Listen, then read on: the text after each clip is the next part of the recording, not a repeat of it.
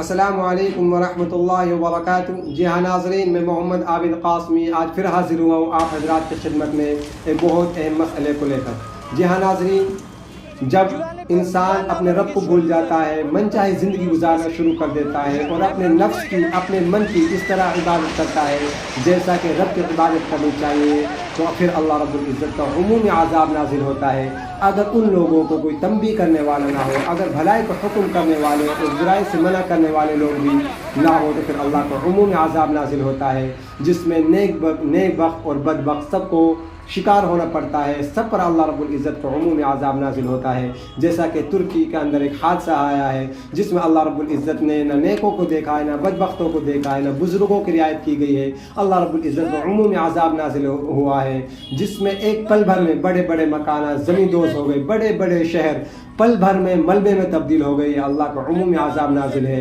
इसलिए मेरी आप सभी से मुअद्दबाना दरख्वास्त है कि आप ख़ास करके तुर्की आवाम के लिए और पूरी उम्मत मुस्लिमा की दुआ कीजिए कि अल्लाह रब्बुल इज़्ज़त हम सब की ऐसे हादसा से हिफाजत फरमाए और हम सबको अमल की तौफ़ीक़ अता फरमाए।